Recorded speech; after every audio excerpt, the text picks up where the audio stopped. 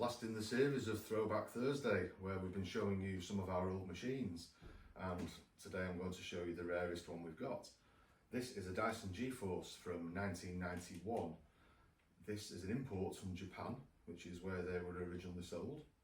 We got this as a new in the box item. We've got the box, we've got the book, we've got the little tool to take the belt off, we've got everything. But it's been out of the box and on display in our reception for several years. And unfortunately it's got slightly discoloured on the main body like some old Dysons and other machines do. But this is one of the rarest Dysons ever, certainly in this country.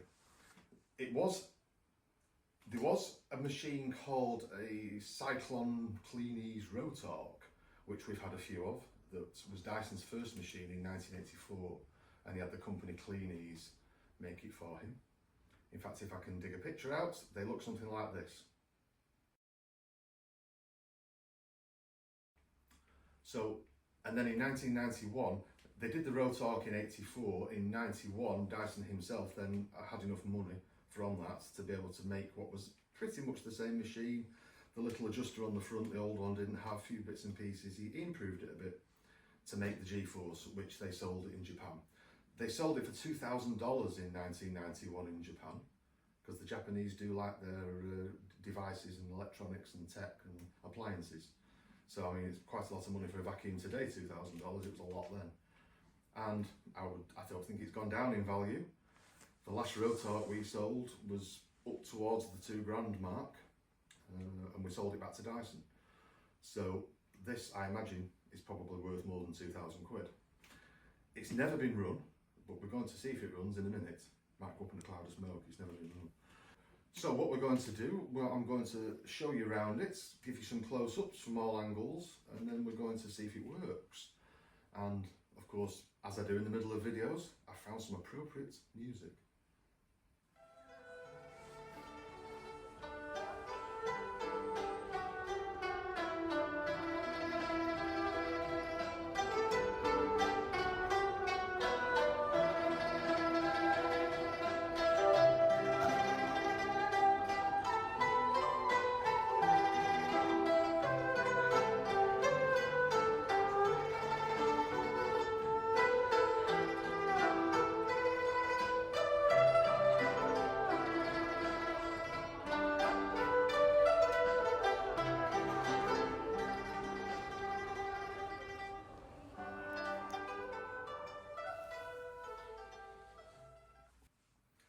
You may have noticed when we were looking around it, the cable on it looks like it's twisted inside, like sometimes cables do when they've had a lot of use.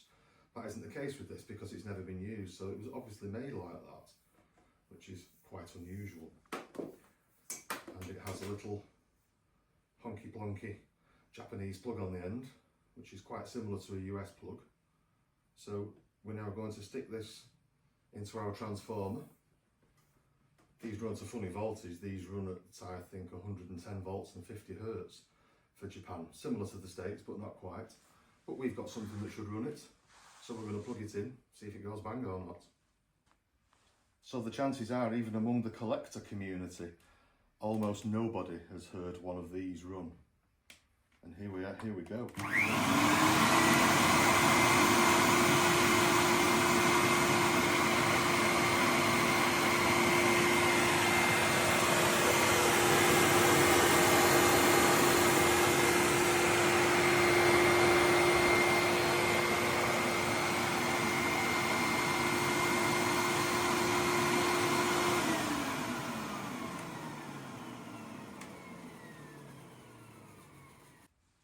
So I'm quite pleased about that. We've had this for a few years and genuinely we've never run it. And today's the first time we've run it. I believe it's probably the first time it's ever been run. It sounded great as you could hear. And it's what is it now? It's 33 years old, this machine. It's not been run for 30 odd years then, probably. So it sounds well, doesn't it? We've had these in pieces in the past. We've had the Rotorks in pieces, and the motor that they have in them is a great big, like a lamp Antec thing. Very similar, if you know your old Dysons, very similar to the second generation motor in the DC-01. Looks very similar to that, but it's a lamp or an Amtech motor that's in there, an Italian one. So we're going to have a little, we're just going to take the wand off now and just have a look at the hose, have a look at the tools, and just do a few close-ups of that to show you a bit more detail. So the hose on these has a bit of a strange thing. You pull it like that to release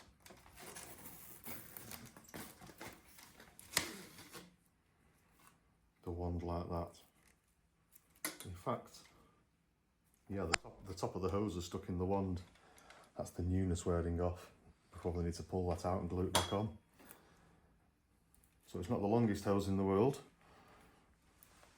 Let's have a closer look at the tools. So there's this quirky little brush tool. Looks like actual real bristles on there. And if you know your Dysons, you can see the inspiration behind this, can't you? With the modern tools where it all slides up. And actually that looks a little bit like a SIBO radiator brush. And there's this little thing which presumably allows both of them to connect to the hose. That's the power button.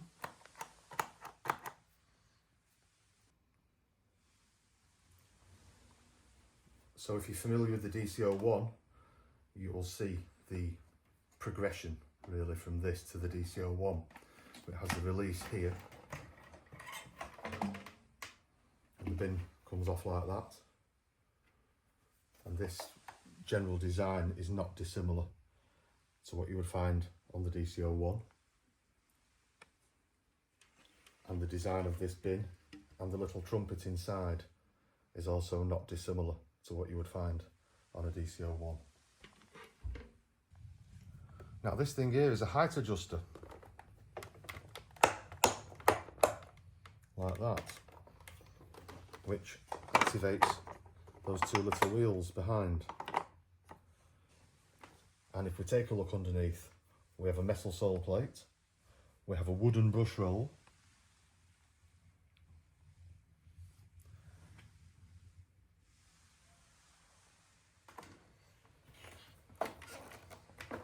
and if we take a look at the side profile here, if we look at those wheels, you can certainly see where the inspiration for DCO1 and DCO4 wheels came from, if you look at those.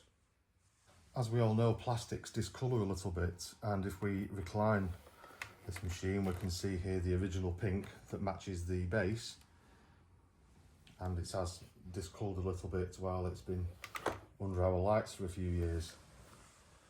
But it's always a thing with something like this, isn't it? Do you keep it in a box in your attic to try and keep it looking brand new? Or do you have it out where people can look at it? In this case, we chose the latter.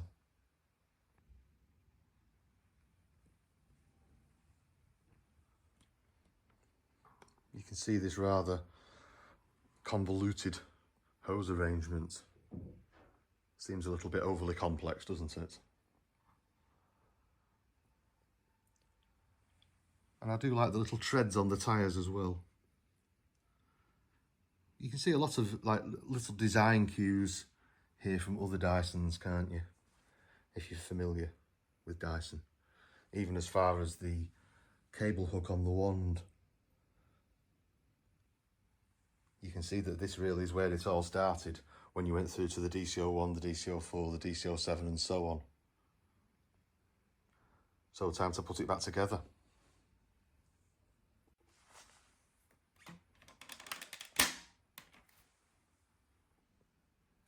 So there's no floor test as such today, because as much as I would like to do one, I don't want to put a load of duo powder all over the floor and then end up having to take the machine to pieces, and our guys will have to spend about an hour blowing it out with an airline. So you're not going to get that with this one today. But at least we've heard it run. Now we know these have never been overly durable. We know from the Rotorks they are very, very delicate. But you know, it does have a certain charm to it, doesn't it? And it is a piece of appliance history, an important piece of appliance history, and a very, very important machine in the evolution of Dyson machines. And that's really one of the reasons that it's out in our reception. So if you come to visit us, We have a few of the rarer and older machines that we've done on Throwback Thursday in recent weeks. We have a few of those over in our reception there. So if you do visit us, you can have a look at it. You can't try it, but you can have a look at it. So that is the Dyson G-Force. I hope you've enjoyed the video. And that is the end of our Throwback Thursday series. We're going to move on to something else in the coming weeks, which hopefully will be equally as interesting. So thank you for watching. Don't forget to like the video. I'd love to see whatever you think about it, or whatever comments you've got down below in the comment section. And if you haven't done so already, please subscribe. Thanks for watching.